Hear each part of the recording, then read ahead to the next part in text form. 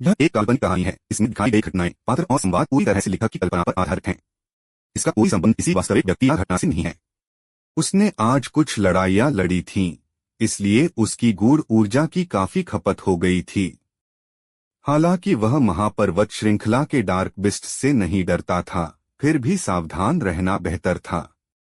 आखिरकार यहाँ dark beasts सबसे खतरनाक अस्तित्व नहीं थे, बल्कि इंसान थे। खासकर भूत संप्रदाय और अन्य शक्तियों के राक्षसी प्रतिभा वाले शिष्य।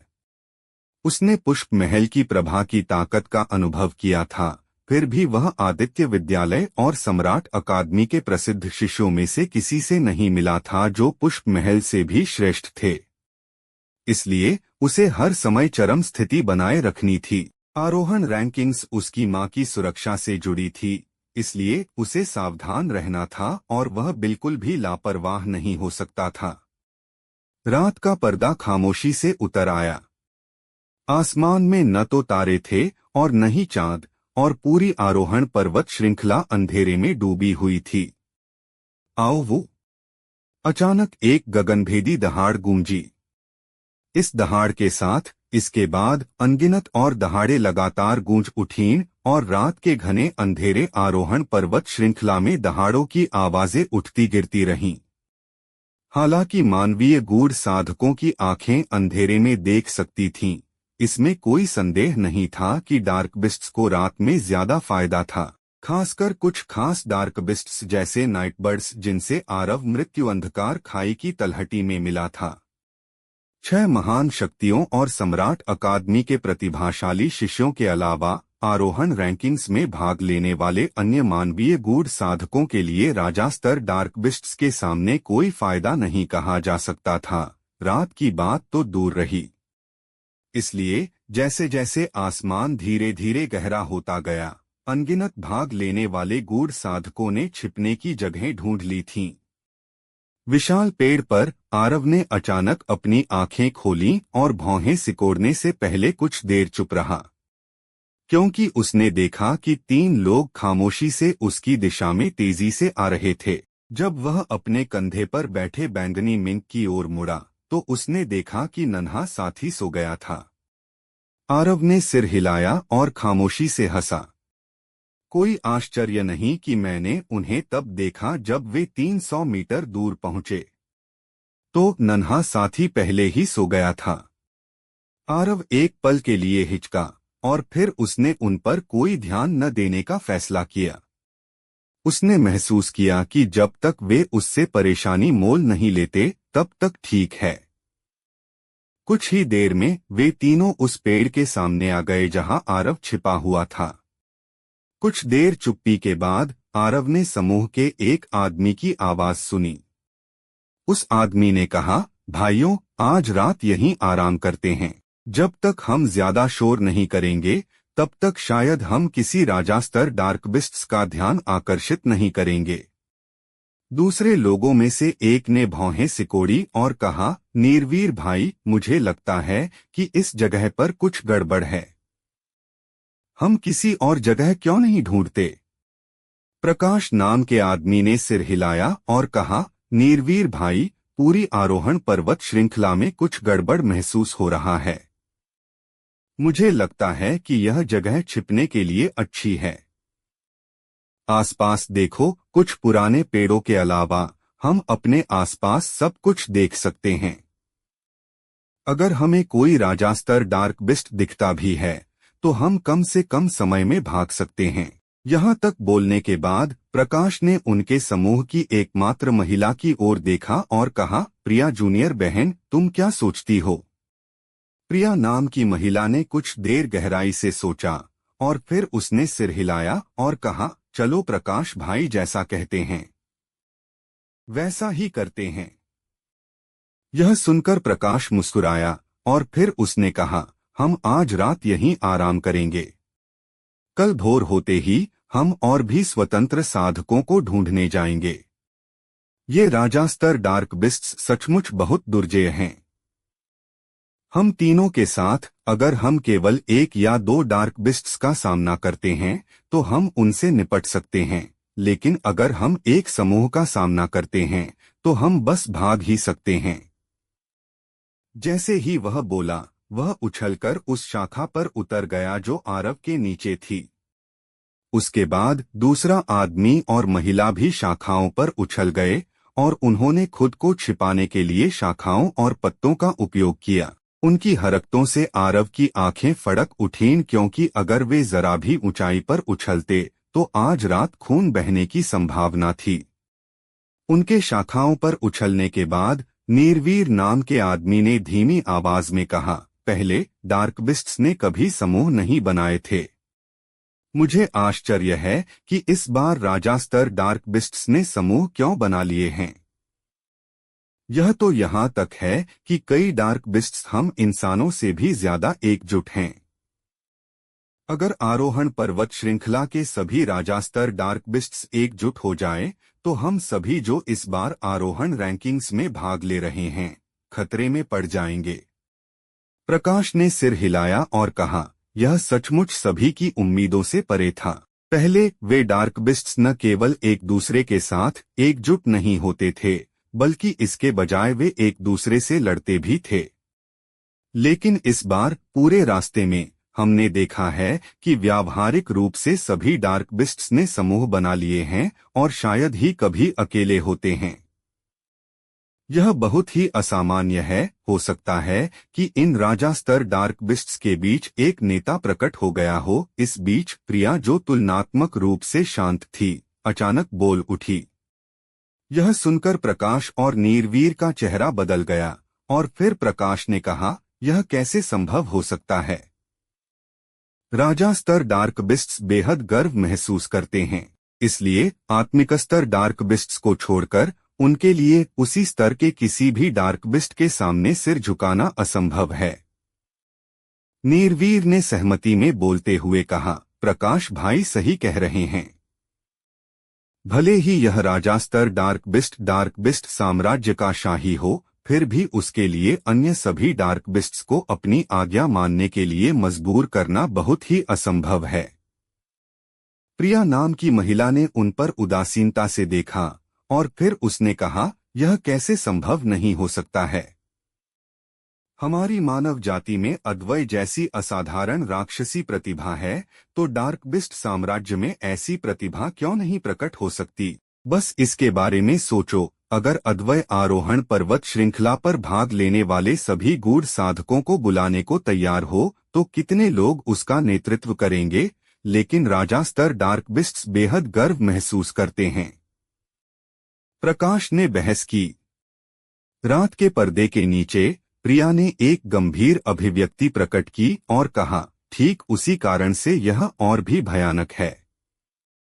डार्कबिस्ट्स के बीच वह असाधारण राक्षसी प्रतिभा आखिर कितनी भयानक है कि वह इन बेहद गर्व महसूस करने वाले राजा स्तर डार्कबिस्ट्स को अपनी आज्ञा सुनने के लिए तैयार कर सके। वे सभी चुप हो गए और रात और भी शांत लगने लगी। थोड़ी देर बाद प्रिया ने जारी रखा, मैंने सुना है कि डार्कबिस्ट साम्राज्य के शाही वंश स्वर्ण दैत्य कबीला, अयस्क वानर कबीला, स्वर्ग भक्षक अजगर कबीला और आकाश गर्जन दैत्य भेड़िया कबीला, जो एक पौराणिक दिव्य जानवर के रक्त के अधिकारी हैं। हर रात की कहानी, हर दिन का धमाका, सिर्फ स्टोरी हंगामा पर। तो अभी सब्सक्राइब करें और बेल आइकन दबाएं, क्योंकि अगली कहानी आप मिस ना कर पाए। सभी ने अपने अपने कुलों के अभिजात वर्ग को आरोहण पर्वत श्रृंखला में भेजा है। हो सकता है कि आप दोनों ने इन 4 कुलों के बारे में न सुना हो, लेकिन आपको बस इतना पता होना चाहिए कि ये कुल ताकत के मामले में 6 महान शक्तियों से कम नहीं हैं। वे 6 महान शक्तियों से कम नहीं हैं। यह सुनकर नीरवीर और प्रकाश दोनों की अभिव्यक्ति बदल गई थी और उनके चेहरे धीरे धीरे गंभीर हो गए। इसका क्या मतलब था? सीधे शब्दों में कहें, 6 महान शक्तियों के प्रतिभाशाली शिष्यों के अलावा उन तीनों जैसे अन्य स्वतंत्र साधक शायद मर जाते अगर वे इन कुलों के सदस्यों का सामना करते। प्रिया, क्या वे 4 कुल सचमुच इतने भयानक हैं? प्रकाश ने धीमी आवाज में पूछा। प्रिया ने सिर हिलाया और कहा, पहले मुझे महापर्वत श्रृंखला में अनुभव प्राप्त करते समय एक अयस्क वानर को देखने का सौभाग्य मिला था। उसका शरीर एक छोटे पहाड़ जितना बहुत बड़ा था और वह उसका सबसे भयानक पहलू नहीं था। सबसे भयानक पहलू उसकी ताकत थी।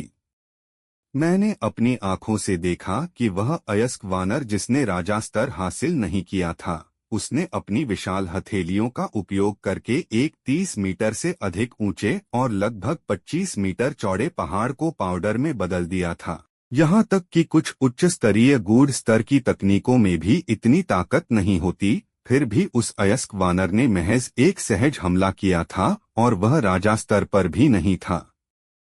प्रकाश ने धीमी आवाज में कहा, यह ठीक होगा अगर इन डार्क बिस्ट्स को इन 4 कुलों द्वारा कमान दी जा रही हो, लेकिन अगर वे नहीं हैं। यहां तक बोलने के बाद प्रकाश ने जारी नहीं रखा।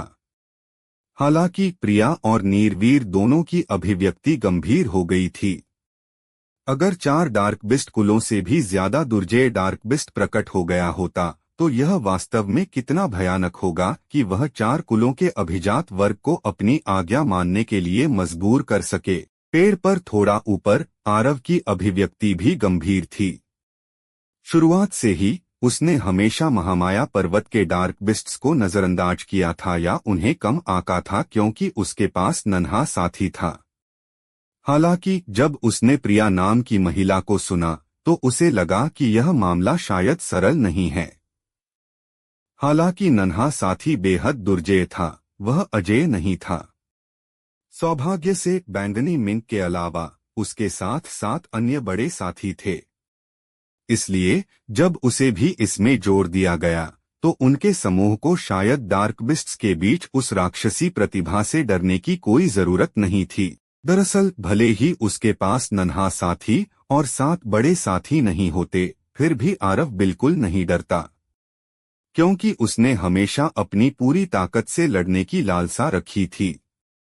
उसने प्रभा के साथ उस लड़ाई में अपनी पूरी ताकत का उपयोग नहीं किया था और इससे उसके दिल में थोड़ी असंतोष की भावना थी।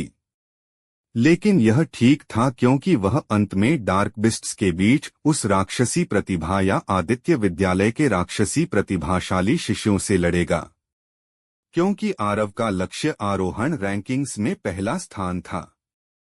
चूंकि यह पहला स्थान था, इसलिए वह अपने रास्ते में अनगिनत प्रतिभाशाली शिष्यों को रौंदने के लिए बाध्य था। इस मामले में उसके पास कोई दूसरा विकल्प नहीं था, क्योंकि यह उसकी मां से संबंधित था। आरव ने गहरी सांस ली। अचानक उसने खुद से कहा, धत तेरी की। निश्चित रूप से ठीक उसी क्षण जब उसने गहरी सांस ली, उसके नीचे के तीनों लोग तेजी से पेड़ से दूर हो गए थे और फिर ऊर्जा के 3 शक्तिशाली धमाके तेजी से उसकी ओर बढ़े। आरव के पास कोई और विकल्प नहीं था। उसने अपनी तलवार निकाली और वार करने से पहले सिर हिलाया। दोस्तों, स्टोरी को लाइक, शेयर व सब्सक्राइब कर दिया करो, जिससे मुझे मोटिवेशन मिलता है। बूम! ऊर्जा के तीनों विस्फोट तुरंत छितर-बितर हो गए। आरव जमीन पर उतरा और फिर उन तीनों को देखा जिनके चेहरे पर चौकसी के भाव थे। प्रकाश और नीरवीर दोनों के शरीर के भीतर गूढ़ ऊर्जा उमड़ रही थी, मानो वे अगले ही पल हमला कर देंगे। हालांकि जब उन्हें आरव द्वारा अभी-अभी किए गए तलवार के उस सामान्य वार की याद आई तो उनके चेहरे बेहद गंभीर हो गए और उन्होंने जल्दबाजी में हमला करने की हिम्मत नहीं की। वह वार वास्तव में बहुत तीखा था। तुम तलवार संप्रदाय से आरव हो? ठीक इसी क्षण प्रिया ने थोड़े आश्चर्य के साथ कहा। यह सुनकर प्रकाश और नीरवीर के हाव भाव बदल गए। उन्होंने स्वाभाविक रूप से आरव का नाम सुना था। वह एक शीर्ष स्तर के प्रतिभाशाली व्यक्ति का नाम था जिसने राजा स्तर के एक विशेषज्ञ को मिटा दिया था और पहले दिव्य स्तर पर रहते हुए आत्मिक स्तर के एक विशेषज्ञ से लड़ाई की थी। आरव थोड़ा हैरान हुआ और उसने प्रिया को देखा और कहा, तुम मुझे पहचानती हो? प्रिया ने सिर हिलाया और बोली, मैंने तुम्हें शहर के प्रवेश द्वार पर उस राजा स्तर के विशेषज्ञ से लड़ते हुए देखा था। तो यह कारण है। आरव ने हल्के से सिर हिलाया और फिर उसने कहा, मैंने तुम्हें उन 4 डार्क बिस्ट कबीलों के बारे में बात करते सुना जो 6 महान शक्तियों के बराबर हैं। क्या तुम्हारे पास उनके बारे में विस्तृत जानकारी है? प्रिया ने एक पल के लिए गहराई से सोचा, फिर बोली, मेरे पास कोई विस्तृत जानकारी नहीं है। यहाँ तक कि तुम्हें भी पता है कि डार्क बिस्ट मनुष्यों को अपने क्षेत्र के मुख्य क्षेत्रों में कदम रखने से मना करते हैं। हालांकि एक बात की मैं पुष्टि कर सकती हूँ, चारों महान डार्क बिस्ट कबीले बेहद भयानक हैं, और वे तब भी भयानक होते हैं जब वे राजा स्तर के डार्क बिस्ट नहीं बन जाते हैं। यहाँ तक बोलने के बाद वह एक पल के लिए रुकी और फिर उसने आरव को देखकर कहा, बेशक वे केवल हमारे लिए भयानक हैं।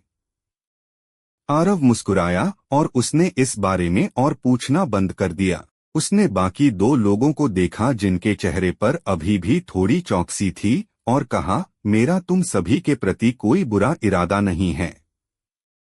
जैसे ही उसने अपनी बात समाप्त की, उसने उन पर और ध्यान नहीं दिया और वह पेड़ पर कूद गया और गूढ़ ऊर्जा पत्थरों को अवशोषित करना जारी रखा।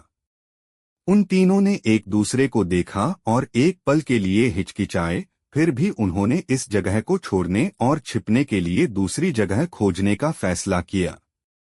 महापर्वत श्रृंखला में कोई न्याय और नैतिकता नहीं थी। आरव के पास एक जबरदस्त ताकत थी।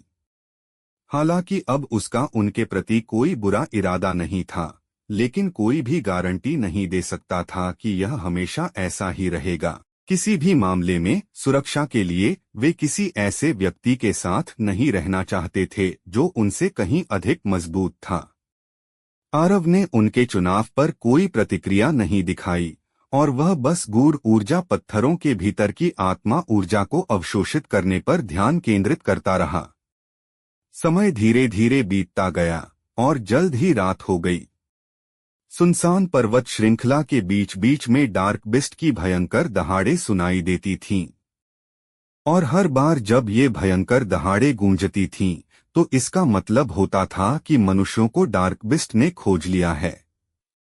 6 महान शक्तियों और सम्राट अकादमी के उन राक्षसी प्रतिभाओं को छोड़कर बहुत कम अन्य लोग ही रात में डार्क बिस्ट द्वारा ध्यान दिए जाने के बाद जीवित रह सकते थे।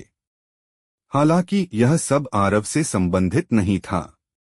इस समय वह गूढ़ ऊर्जा पत्थरों को अवशोषित करने की पूरी कोशिश कर रहा था और पत्थर पर पत्थर अवशोषित होते गए और पाउडर के ढेर में बदल गए। भोर की पहली किरण अभी अभी उतरी थी जब आरव उठा। जिस पल उसने अपनी आंखें खोलीं, उसकी आंखों की गहराई में एक सुखद आश्चर्य की झलक कौंधी, क्योंकि उसने देखा कि वह पहले दिव्य स्तर के 3रे रैंक में उन्नत हो गया था।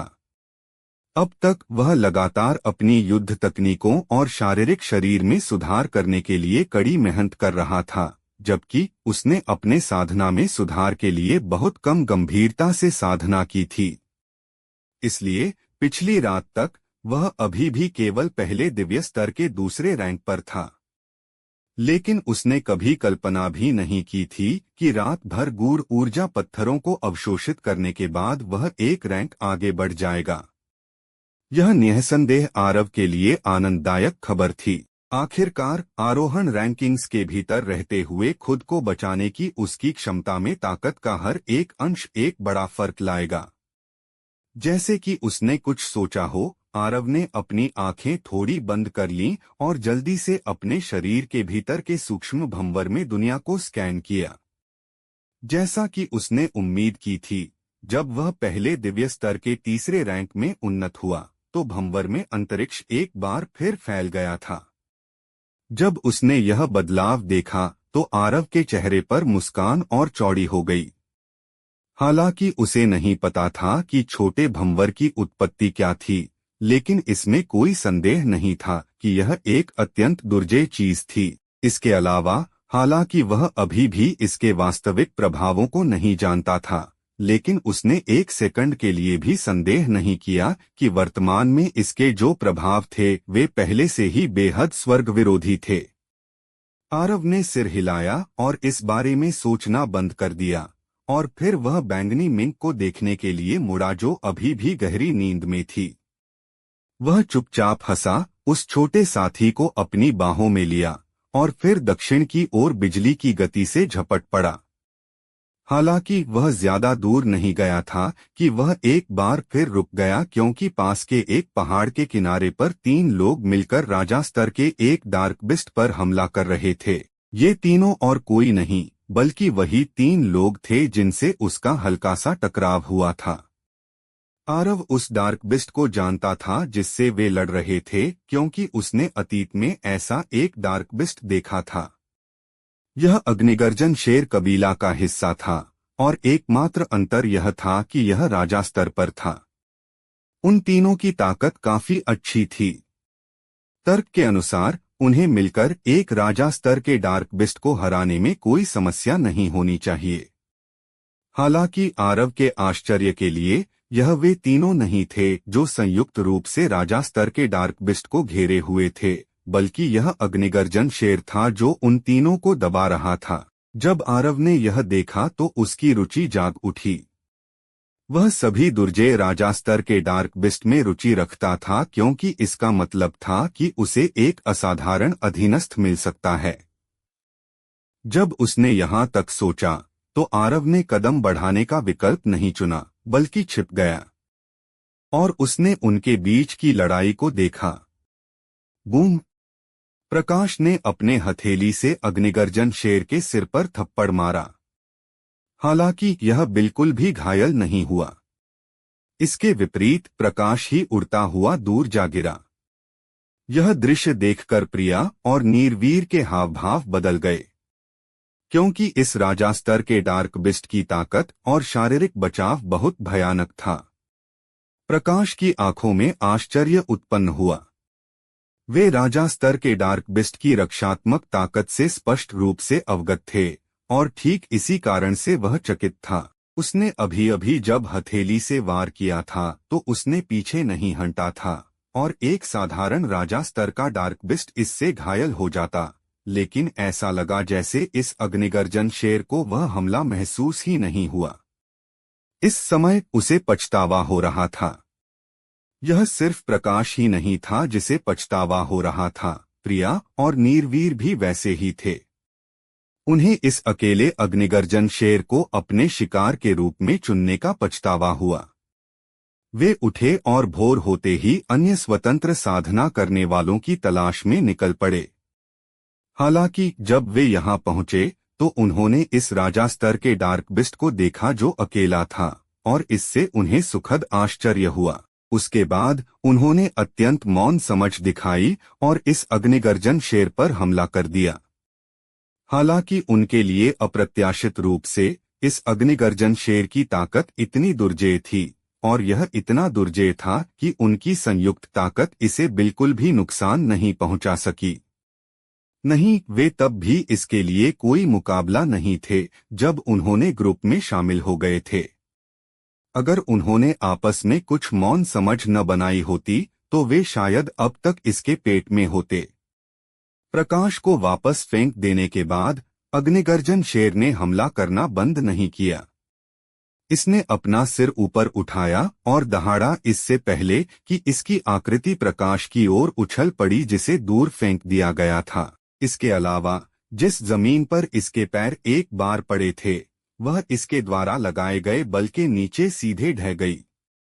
जब उन्होंने इसे प्रकाश पर झपटते हुए देखा तो नीरवीर और प्रिया दोनों ने बिना किसी हिचकिचाहट के प्रकाश के सामने खड़े होकर अग्निगर्जन शेर पर सभी प्रकार की युद्ध तकनीकें शुरू की। वर्तमान में वे एक समूह थे और उन्हें एक दूसरे की मदद करनी पड़ी, क्योंकि अगर प्रकाश खत्म हो गया तो वे दोनों इस दुर्जय अग्निगर्जन शेर का पूरी तरह से विरोध करने में असमर्थ होंगे। जमीन पर गिरने के बाद प्रकाश ने भागने का विकल्प नहीं चुना और उसने नीरवीर और प्रिया की मदद करना चुना। उसने भी इस सिद्धांत को समझा कि अगर उसे महापर्वत श्रृंखला में एक राजा स्तर के डार्क बिस्ट द्वारा पीछा किया जाता है तो यह ज्यादातर उसकी मौत में ही समाप्त होगा। चूंकि ऐसा ही था, बेहतर होगा कि वह उनके साथ मिलकर हाथ मिलाए और हताश होकर लड़े। क्योंकि इस तरह उनके पास बचने का मौका हो सकता है। जैसे ही उसने तीव्र लड़ाई को देखा, आरव ने हल्के से सिर हिलाया। कहने की जरूरत नहीं है, अग्निगर्जन शेर की ताकत बिल्कुल भी खराब नहीं थी। क्योंकि अगर उस अग्निगर्जन शेर की जगह ग्रे भेड़िया या चीता सम्राट होते तो वे शायद इन तीनों साथियों के हाथों मारे गए होते। हालांकि यह अग्निगर्जन शेर न केवल पूरी तरह से अहानिकर था, बल्कि यह उन तीनों को दबा रहा था। आरव के अनुमानों के अनुसार इसकी ताकत शायद उस धरती भालू राजा से कम नहीं थी, जो आत्मिक स्तर में आधे रास्ते पर था, और अगर उनकी ताकतों में कोई अंतर था भी तो वह बड़ा नहीं होगा। जब उसने यहां तक सोचा तो आरव ने बैंगनी मिंक को हिलाया, जो अभी भी उसके कंधे पर सो रहा था, और उसने अनिच्छा से अपनी आंखें खोली। जैसे ही वह उठा, उस छोटे साथी ने सबसे पहले जो काम किया वह था आरव के कान को पूरी ताकत से खींचना। आरव ने जल्दी से माफी मांगी और फिर उसने दूर के अग्निगर्जन शेर की ओर इशारा किया। जब उसने अग्निगर्जन शेर पर नजर डाली तो बैंगनी मिंक की आंखें, जो अभी भी थोड़ी ऊँघ रही थीं, तुरंत चमक उठीं और फिर उसके शरीर पर एक बैंगनी चमक कौंधी, क्योंकि उसने एक और अधीनस्थ प्राप्त करने का इरादा किया। आरव ने जल्दी से उस छोटे साथी को अपनी बाहों में पकड़ लिया, क्योंकि वह नहीं चाहता था कि बैंगनी मिंक उन सभी के सामने दिखाई दे। बैंगनी मिंक को शांत करने के बाद आरव की आकृति बिजली की गति से झपटी और युद्ध के मैदान पर दिखाई दी। आरव के अचानक प्रकट होने से अग्निगर्जन शेर और प्रकाश के समूह के तीनों लोग चकित रह गए और फिर उन्होंने तुरंत लड़ाई बंद कर दी।